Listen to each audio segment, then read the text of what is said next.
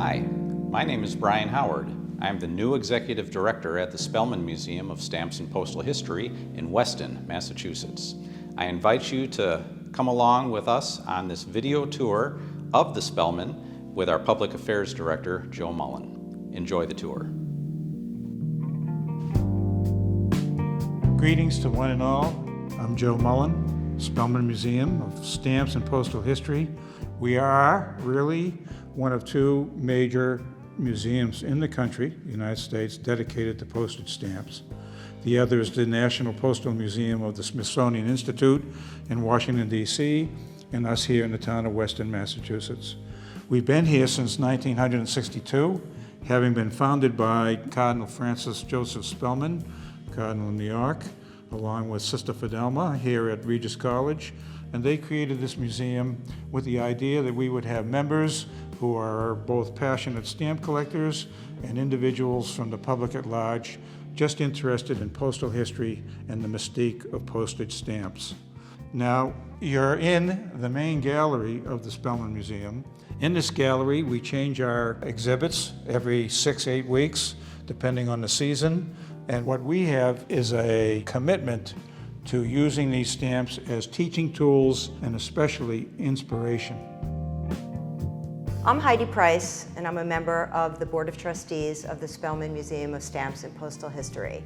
I met the museum by donating my dad's collection, and I never knew when I walked through the door what I would find here.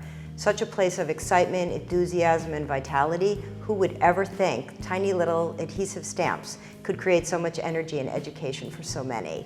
I work a lot with the volunteers here and the team to engage new people in stamp collecting. Everybody seems to have a story about a relative, a friend, or a collection that they know about in their closet. So I'm here to help promote the Stamp Museum and make sure people understand that not only the passion of philately is important, but coming to a museum like this to really appreciate what there is to learn is valuable to all of us. Now, to begin at the beginning, what happens was that in 1840, the first postage stamp was issued by Great Britain. Prior to 1840, there was no such thing as postage stamps being mailed around the world. Individual postmasters would simply attach the value to the envelopes, and off the envelopes would go. After 1840, the nations of the world, including the United States in 1847, began issuing postage stamps that would be available to the general public, no matter where you lived, and very inexpensively. We have a reconstituted sheet of this first stamp. It should be noted that prior to this time, when this stamp was issued, stamps were not being produced and used by the general public. The penny black was the first stamp issued by Great Britain and issued on May 1st, 1840. Distributed for use starting May 6th in 1840, the sheet was printed with 240 stamps, all engraved, starting with AA, ending in AL, and lettered down accordingly. This is a reconstructed sheet of the printing, so you can easily plate the sheet to create what it initially looked like in the first place. It really is hard to exaggerate the importance and the revolutionary aspect of this particular postage stamp from Great Britain. After it issued its stamp in 1840, virtually every country of the world over the next 20 or 30 years began to do the same thing, so that this postage stamp and this system of mail became virtually universal. This is the climactic display of the Hindenburg disaster and of the mail that survived that disaster to get to its ultimate destination as delivered by the United States Post Office. So what I find fascinating about these is after the disaster, when they were collecting the mail, they actually had to continue delivering the mail that was recovered. So this recovered letter here had to be delivered to the recipient, and it was sealed in the official mail and then delivered. Here we have national parks on stamps from all over the United States, including 1 or 2 covers with the autograph of President Franklin Delano Roosevelt. Through the events that we handle every year, what we found is that the boys and girls of all ages are inspired by not only seeing the stamps from around the world, but examples in real life. In this case, what we have is a very popular topic, and that's owls on stamps. Now the boys and the girls are coming into our museum, they're seeing the stamps, and they're seeing handlers coming in with 10 live species of owls, including a great snowy owl that is flying around. And I can tell you from personal experience with my own granddaughter that the inspiration and the emotion that they feel in seeing these live examples of stamps is really highly motivating, highly entertaining, highly satisfying, and really begins to make the boys and the girls very curious about taking on this wonderful hobby of stamp collecting. Because if you can do it for owls, you can do it for many other types of animals and famous people as well. This is a very dramatic portrayal of topical collecting. These days, there is an enormous interest by young people in baseball on stamps, America's national pastime. This particular collection happens to be my personal collection, and I'm in the picture here at playing Little League Baseball at the age of 9 years old, and I have continued on since then in collecting this type of topical collecting for my own personal interest. It really is what any individual wants to collect and be passionate about. Mine happens to be baseball and the Boston Red Sox.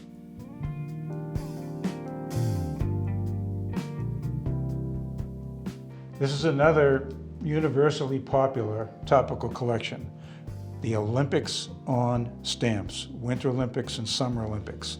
Every 4 years, what this museum does is make on display all of the stamps from virtually every country in the world being issued in honor of those universal games.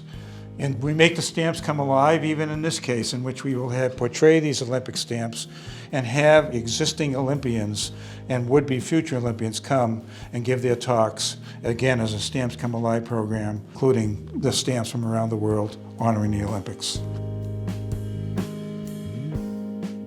Joe, we're here in the youth room, and this is where a lot of the early engagement happens. So when people come in with their children and they're looking to see if the museum can help them interact with stamps in a fun way, this is where they're brought to, this is where the engagement happens. Can you talk a little bit about why that engagement is important, not only just the museum, stamp collecting as a hobby at large? That's definitely a source of pride to talk about this youth room that we're in, where children from the ages of really from 5 years old up through high school come in here and find some type of entertainment and distraction and inspiration and activity that they can be involved in. So at the far end of the table, what we have based on the ages of the children is items that a boy or a girl who's 5 or 6 years old can begin to involve himself or herself in. Namely, picking out stamps of a color and pasting them on pages and papers and then bringing them home. Up to this section of the table, which is meant for the more 5th grade, 6th grade up through high school, crossword puzzles, trivial contests, scavenger hunts where the individual is going through the museum and discovering where Abraham Lincoln is or George Washington or where the owls on stamps are. And then we also do outreach with the schools directly themselves. Right, terrific. And I think what's so important about this is it's really building the future generation of collectors. You know, myself being in the hobby, yourself being here at the museum, you hear a lot about people saying they come into this hobby because they were connected at an early age. They collected with their father, they collected with their mother at the kitchen table or at a place like this, and you're really creating memories for the future collectors who say, I had a small collection, you know, I'd like to get back into it. Or they get into it at one point and they maintain it. Myself started as a collector when I was 8 years old and I continued ever since then. So you're building those lasting connections to the hobby and creating memories with families and everything like that. Well, it's a good point. It should be emphasized that through, again, our school teaching community of volunteers and supporters, that we've actually involved or created a youth program here. We have approximately between 75 and 100 boys and girls signed up for this program at the present time. Out of that program, 2 things happen. The boy or the girl learns about stamp collecting, learns about history and culture, or the same thing, learning about history and culture, and decides to become the passionate stamp collector that you and I are at the present time. So this museum is in Weston, Mass. Can someone in California sign up for this Absolutely, from not only California, but from Canada and from around the world. They can Fantastic. readily sign up, and it's a matter of going online and sending us a note by electronic means or first-class mail that they would want to participate in the youth program. So it's a program we're very proud of, and it's very active and growing. Fantastic.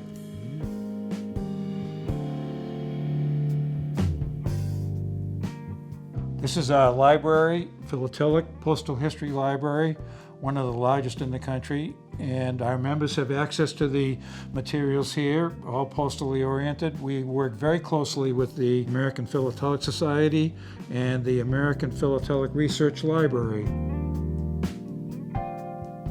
It's really important to note that we are the only museum in the United States, even including our friends at the Smithsonian Institute, that really encourages and does outreach in terms of consultations, whether your collection be a very common one or a beginning collection or an intermediate or advanced collection.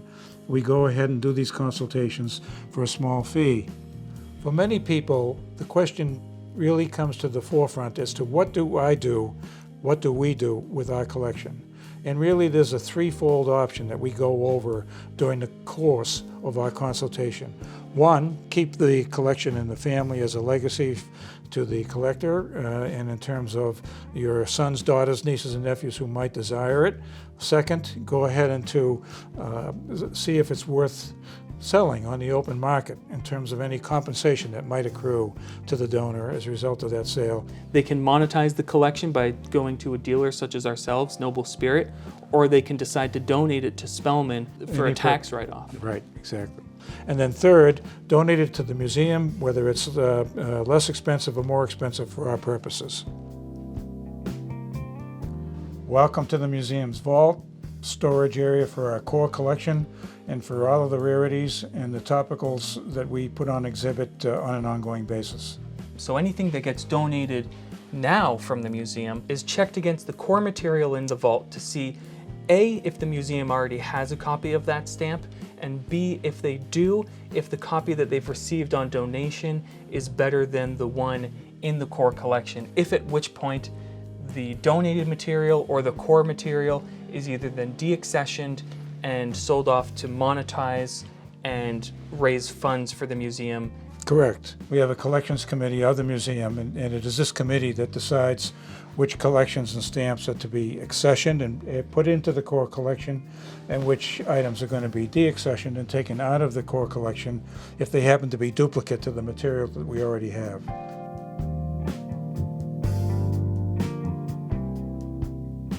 So this is our volunteers room and our intake room where donations are received, and we go through the donations in what we call lift and sift. Items that are rare and items we don't have in our core collection go into the vault. Items that are going to be worthy of exhibiting, they go into one of perhaps 40 to 50 or 60 different topical items for exhibition at some point in our galleries. And then the other items that are remaining, which are duplicate to the collection, we can go ahead and to monetize for the operation of the museum. There is no stamp or collection that we ever turn down because of the fact that it might be common or ordinary. It has to be said that our valiant curator, Nancy Meyer, really handles the volunteers according to his or her specialty, interest, and that way we have our volunteers actually working on, much of the time, things they know a great deal about. It helps in making the decision as to what goes into the core collection and what does not. And if someone wanted to volunteer, how would they go about asking? They would go ahead and to contact by email through the webpage or personally through the museum to the curator, to the executive director, the public affairs director, and we would love to have them. Welcome to our activities room. This is where a great majority of our popular events take place. This room is busy week in, week out. We have Stamp Club meetings here, especially with the Waltham Stamp Club every second Tuesday. We have events, Stamps Come Alive programs here. This room is the heart, the liveliest room that we have in the museum. We certainly welcome any and all individuals who visit with us to participate in these events In addition, we have on the walls certain continuing exhibits from upstairs, and we have had a stamp evaluation expert, Mr. William Crow, come down here with a stamp roadshow, with people bringing on their stamps and envelopes and covers, whether they be rare or whether they be common, with Mr. Crow giving his guidance as to what the worth of those items happens to be. This is really a reflection of the museum in general. What we've seen over the last 10 years is a reviving of the stamp collection hobby in general, and a re-interest in the hobby by established collectors, and a resurgence of interest in stamp collecting by boys and girls, young adults, and others. And we're very, very pleased at the status of this museum at the present time. Invite everyone to come on in, whether you want to volunteer with us, want to make a donation, be it small or large in terms of your stamp collection, whether you want to just receive and be inspired by the exhibits we have. We hope that you'll come to the Spellman Stamp Museum, spread the word. Everyone knows somebody who collects stamps. You might have collected yourself, or you might just be a non-collector who wants to see what this universal hobby, the king of hobbies, is exactly about. Thank you for your attention. Look forward to seeing you soon.